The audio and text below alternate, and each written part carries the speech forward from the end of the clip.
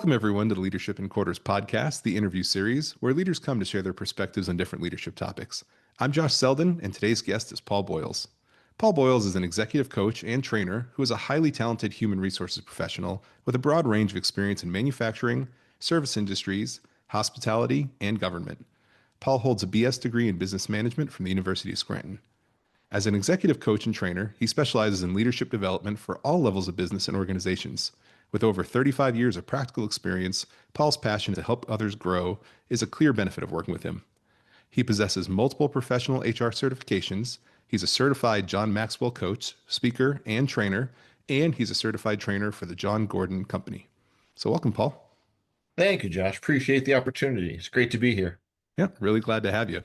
Thank you. So let's jump right in. I definitely want to talk about leadership development as a whole. So if you could, can you start and jump in and really talk about what is leadership development and what's the importance of it with relation to culture? I think it's everything, in all honesty. It's my favorite thing to talk about, favorite thing to help folks with. It's so critical. And I think probably more important than ever, culture is everything. John Gordon says culture is everything. And I Right. believe that with all my heart. It's the things we do or don't do, and we have no idea the impact it's had on the individual or the team, etc.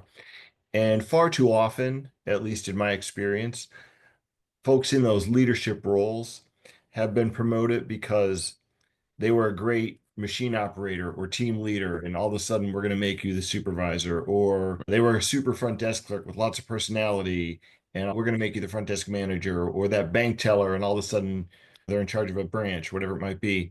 And yet we do nothing. I say we do nothing. I say we do minimal sometimes Mm.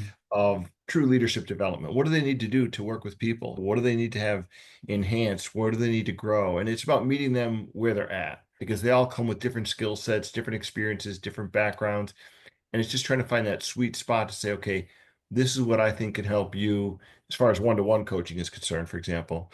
Let's talk through the challenges you face, et cetera, and navigate the roadblocks and the hurdles that you overcome every single day.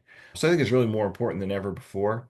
I think engagement, retention, turnover, they're all the pain points that I don't think there's an industry out there that's not facing them and Right. dealing with them. So I think it's important. I think it's real important.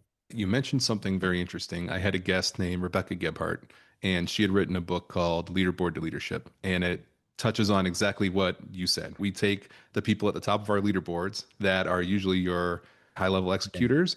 We say, Yeah. hey, you should be the next leader, but just because they're your technical expert doesn't mean they have the leadership skills you need. And then we do exactly what you say, minimal to no leadership development. And then guess what happens? Absolutely true. 100%. And I've seen it. I hear it all the time. We're having these problems with retention. He was a great machine operator. I don't know what happened. Well, I can tell you what happened. Right. So, Fascinating.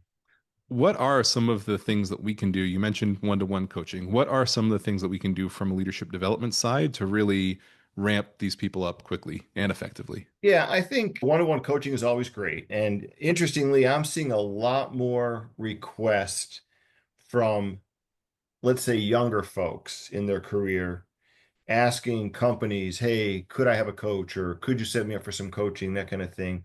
Or those individuals coming to me directly saying, hey, I saw you on LinkedIn and I want to find out more. This is where I'm at in my career. I want to advance and grow a little bit, etc.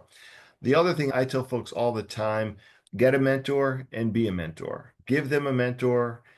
And it can be two people. It might be someone that's great with the technical skills of the job, the knowledge, the expertise, the skill set, but also somebody that's great with people. If they're a proven people leader, that's somebody you want to learn from and grow from and develop with, help them. And then I tell them, hey, and be a mentor. There is somebody that you can help where you were a year ago or 6 months ago or 2 years ago, whatever it might be, help them go through the stuff you went through and make it a little easier, a little less painful than what you experienced. So there are a couple things right off the top of my head that I think fairly easy to do and fairly impactful fairly quickly. I love that because mentorship is so important and people don't take advantage of it enough, in my opinion. Yeah. And I feel like mentors are your safety net. Mentors are the people that you can go talk to about the things that you can't always talk to your immediate leader about or you don't feel comfortable talking to them about. And so while you would expect that you would get normal development coaching from your direct leader, you may need to go that one level deeper, but you don't feel comfortable to ask those type of questions to your direct leader, which is one of the benefits of having that mentor. Yeah, definitely. Without a doubt. And that's a great point. I love what you're saying because there are just some things you don't go to your boss with. I don't want to tell him I'm doubting myself. So you go to a mentor and you can bounce it off them. I tell my coaching clients, here's my cell number at the beginning. Text me, call me anytime. If we have a standing every Monday at 3 o'clock and it's 3 days away from next Monday and you want to talk to me, give me a call. You got a meeting tomorrow that's important and all of a sudden you're thinking of something, call me. Let's chat through it and figure out what's the best way to navigate whatever you're up against, etc. So the mentor's the same thing. They're there for you no matter what. They're going to help you out navigate those challenges, those frustrations, those uncertainties that you're not thrilled to going to your boss with, let's just say, or you won't go to your boss with. Right. And I know it probably never happens, but the frustration and uncertainty could also be with your boss. And a lot Yeah, of people yeah. don't know how to manage up. And that is one of the benefits that your mentor can have as they develop your leadership, not only to figure out how to manage horizontally or down, but also manage up and understand I have a boss with this type of personality type, or like the Myers-Briggs, hey, this Yeah. person's exact opposite of me. How do I get the most out of our professional relationship? Great point. Great point. I love it. I love it. Yeah, I use DISC a lot, the DISC Yep. evaluation behavior, and I hear it all the time. It's like as soon as they take their assessment, they'll say, "Oh, my boss, he's a C or she's a D or whatever," and it's fascinating. And now I have Yep. some tools that I know how to communicate and work with that person a little better than I did before I did the assessment myself. So I love what you're saying. You're speaking my language. Yeah, perfect. And actually, I'm glad that you brought that up too. So those are the big ones that I've seen are really like the Myers-Briggs type personality assessment, the DISC assessment, and I'm an IS. So with that, as we talk about leadership development, can you talk a little more about those assessments and the benefits that you've seen on the individual by taking those assessments? Yeah, it can be a game changer for a lot of folks. It really can. And it's funny, I had a new client a few weeks ago, and I knew as we talked the very first session, I thought, well, I know he's not a D. I know he's not a C. I can rule those out. He's I or S. I'm not sure which is more dominant, which is coming through. And he talked about his boss at length the very first session we did. And after he did his assessment, he said, I know my boss is a D. He said, I know that for a fact. He didn't have to take the test. He said, I know what he is. And now this, and there's pages in the report, obviously, we go through and talk about how to interact with different folks than you are, et cetera, how to flex your style a little bit. So it's incredibly beneficial to them. It really is.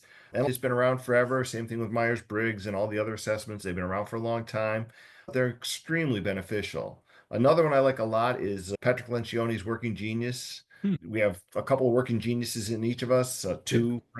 There's six little categories, I guess you might say. But it's fascinating when people take that and say, I guess that is me. I really think. And I'll tell them all the time, show it to your spouse, your husband or your wife, and see what they say about you. I don't think everything resonates here with me. I'll say, share it to someone that knows you well and see what they say. And they'll come back the next week and say, yeah, you were right. He said or she said, it's spot on for me. A Yeah. little self-reflection is not always easy. And it's scary how accurate these things can be Yeah. because, you take an assessment, and even myself, you're a little like, how well can this know me? It's got this many questions. How in this many Mhm. questions can something really reflect who I am? And what's interesting is there's a program called Cloverleaf that has a lot of these assessments in it, and you sign up for the account.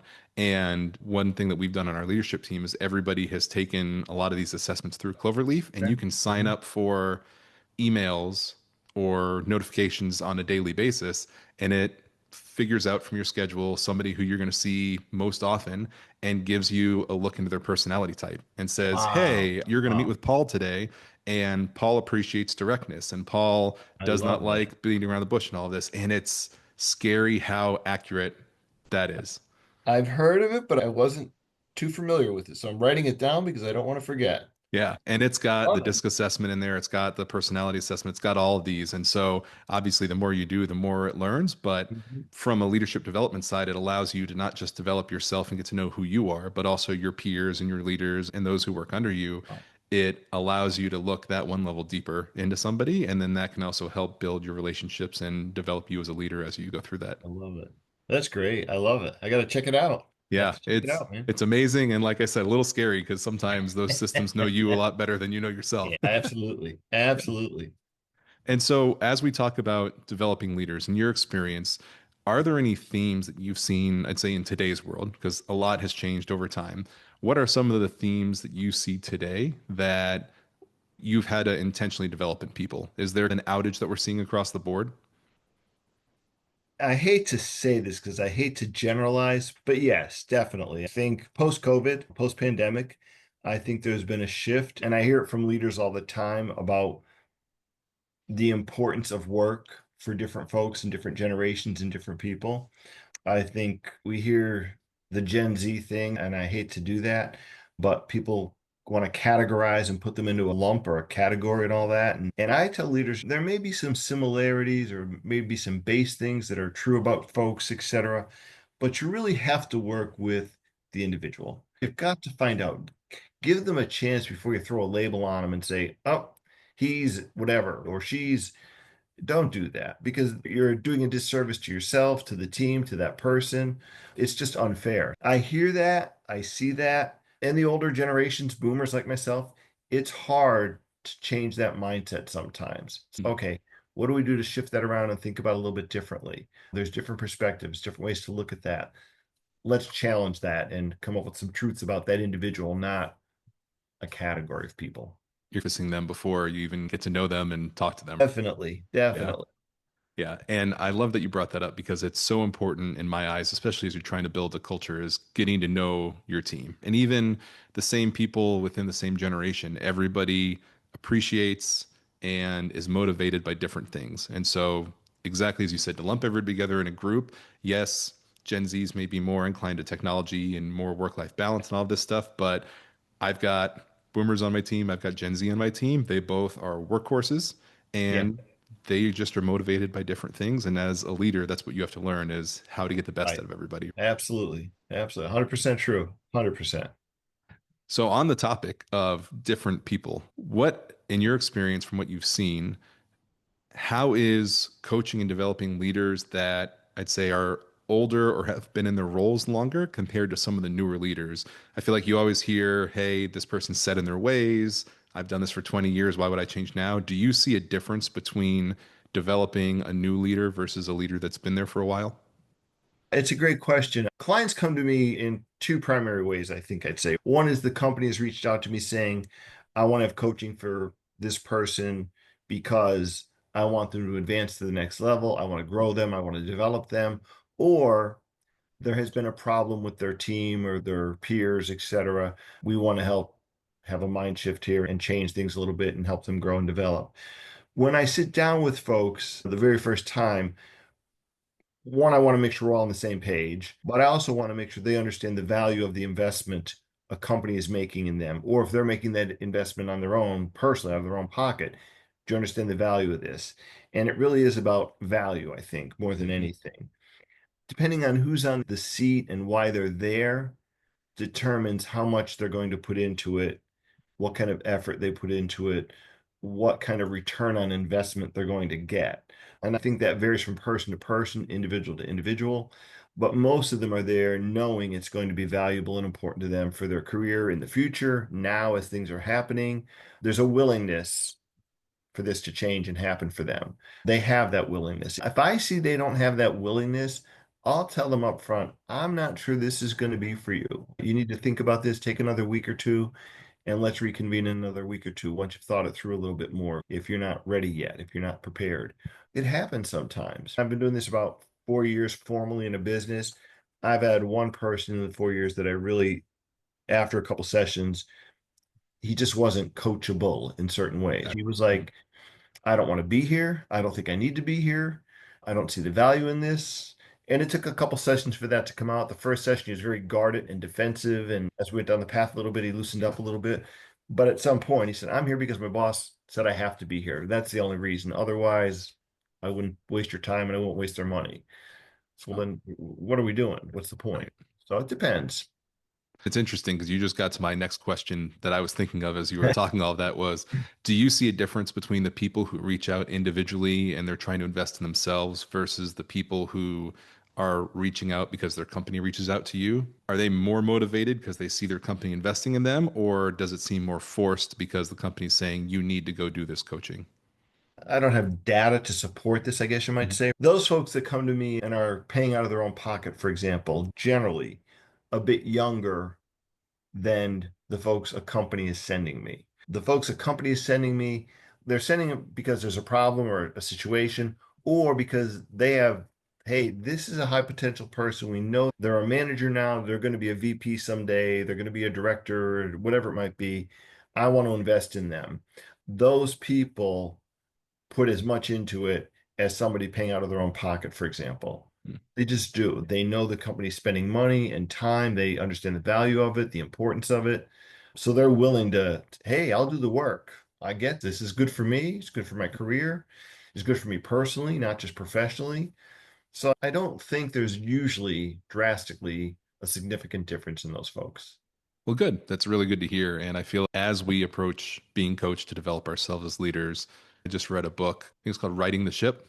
And one of the things that it talked about was the fact that if you go into an environment or into a situation thinking you already know everything, you immediately shut off the learning process. And that's why, as you said, I think as long as everybody in, whether you're doing it on your own or you're doing it because a company's supporting it, as long as you go into the process with an open mind, then you'll have that learning opportunity, regardless of how long you've been in the role. Absolutely. When I do trainings, and I usually do a leadership development series for a company, and it's going to be 6 months, 8 months, a year, longer, depends. And it's the same folks every month, pretty much. We're trying to grow them all as leaders, and there might be 15, 20 people in the room.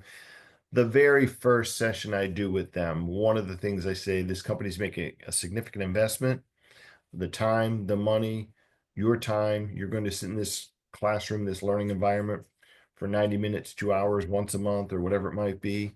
Whatever you put into this is exactly what you're going to get out of it. So come prepared every month, be ready to learn, be willing to ask questions, participate, engage in it because it's a great advantage that a lot of companies don't provide. Therefore, take advantage of it as much as you possibly can. So I think that goes with what you're saying. Do you ever find that you have to overcome the ego of people as you try to get through to them to coach them and develop them as leaders, especially if they feel like they've been owed the leadership position? If you have somebody who's that high achiever that says, I've been killing it for the last 2 years, of course I deserve this position, and they've built up that ego over time, and now you have to come to terms with they're not the best leader and I need to teach you, even though they may not realize it. I think, and this is only 4 years of experience doing this formally as I have, more than anything, and those problem situations, I guess you might say, is someone who has been in the role for a while, become a bit complacent or stagnant, and the boss says to them, I'd like you to get this coach or be with this coach and have him work with you for a while and all that and grow and develop. They commit a bit apprehensive, let's just say. I'm not sure. But fairly quickly, you give them some tools, you give them some ideas, they take advantage of some suggestions or whatever it might be. And I think in a fairly short time, usually, I see more engagement, more participation, more willingness. They understand this works. This is helping me. My team's better. My team is performing higher, whatever it might be. But it just takes a little bit of work, a little extra effort, maybe on my part, definitely on their part. Once, as you said, they've got to have an open mind to it. And opening their mind is part of the process, I think. Yeah, sometimes the proof is in the pudding. You have the people who are a little Yeah. apprehensive coming in, but then they'll start seeing the evidence of it ongoing. And at least in my experience, and I'm interested to hear what you think, a lot of times it's not quick. It's not like a light switch because if you're going to Right. build systemic development that will stick with them, those things take time. It's not going to Yeah. happen immediately. Yeah. Definitely. People say, I'd like to do this for a month. I think a month will be good and I'll be perfect. No, it's not going to work like that. It's not going to happen. We're talking maybe a lifetime of habits and beliefs and behaviors that we want to switch and turn around a little bit and make it a little better. I think it works. I have this little acronym I use called ACE: accountability, commitment, and execution. If we don't have all three from you, That's we're it. going to have trouble. It's not going to go the way you want it to go. We want to play our ACE the right way, have an accountability partner, and I can be that person week in, week out.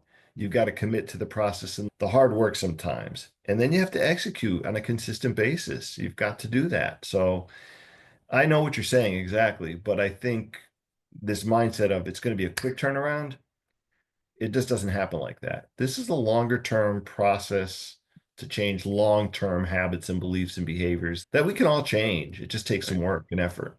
That acronym is so great because I think one of the things that is so underutilized, and it shouldn't be in the professional world, is the accountability portion. Because Yeah, somebody can commit, they can execute, but as soon as they find they're not being held accountable to what the expectations are, they can wane off that commitment and execution because it doesn't seem like it's important to the other person. So having that accountability buddy is so important, or else I feel like the other two really just drop off. absolutely. I did a training workshop with a company and supervisors, leaders, managers, and one of the topics was accountability. And they all sat and talked about holding their team members, their production operators accountable. And one of them, probably halfway through, we had a multiple session engagement there. One of them, about halfway through, said, I'm going to say something and they're going to hate me. And he points to his coworkers and his peers. He said, we are not held accountable. And if we're not held accountable, how can we ever expect to hold our team people accountable? Wow, it was pretty daring on his part. But the plant manager realized he was right.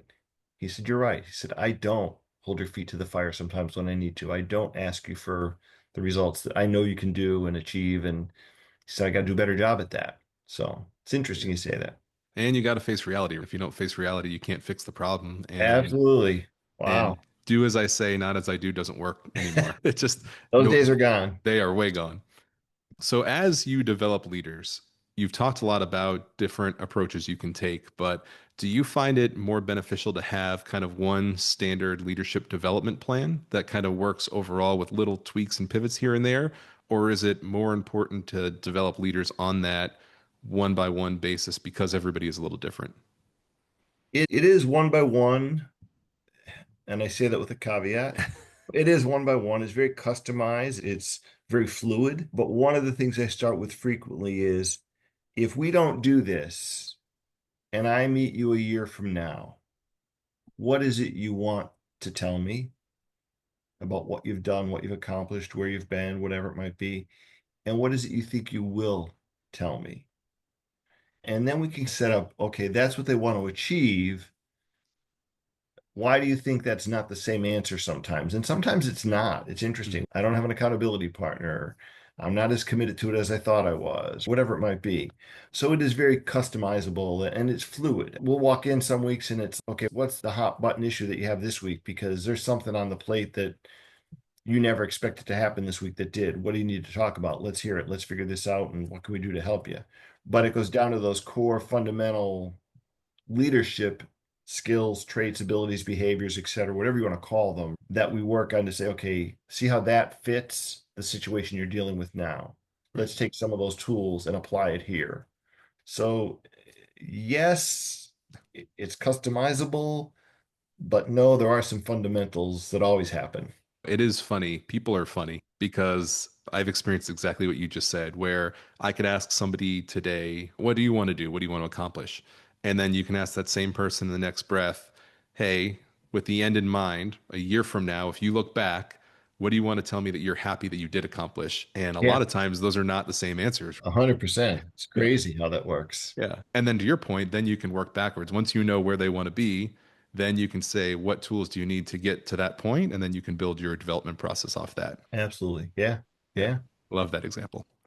So, Paul, as we wrap up, is there any last minute items that you want to share with the group? No, I just appreciate the opportunity. I love it. If there's anybody out there, I always like to offer a complimentary 45-minute coaching session. If anybody wants to take advantage of that, it's a virtual thing. No obligations, no pressure, no stress, just a chance to chat a little bit. They can always reach out to me. I love to hear from folks. I love to chat with folks and just talk to them a little bit, find out what's going on. Yeah. Thank you. Yeah. And there's so many things that you can learn even from just a simple chat like this. And Yeah, I know, as with all the other episodes that I do here, I can definitely say I'll walk away with great learnings that I didn't have walking into the call. I love it. Yeah, I Yeah. love it. That's why I love podcasts. They're a great vehicle. They really are. Yeah. And even if Thank you. there's one nugget of something that somebody can take out of a short episode like this, then we've done our job. We have touched somebody and changed them. That's the idea. That's Yeah. it. Perfect. Yeah. Perfect. So for everybody listening, I will have all of Paul's information in the YouTube page in the description area. I'll have his Thank email you. address, his contact information, his LinkedIn information. So you can get a hold of Paul and talk to him in the future. And obviously, you can find this on the YouTube page at Leading Quarters. You can contact us on our Instagram at Leading Quarters. You can email me at leadingquarters@gmail.com for any questions that you have. Or if you can't get all the information you need for Paul in the YouTube page, feel free to reach out and I'll get you in touch with him as well. But Paul, thank you again. Really Thank appreciate you so everything that much. you have shared with us. And I know the listeners will really get a lot out of this episode. Thank you, Josh. Very much. Appreciate your time and your expertise as well. Thanks so much.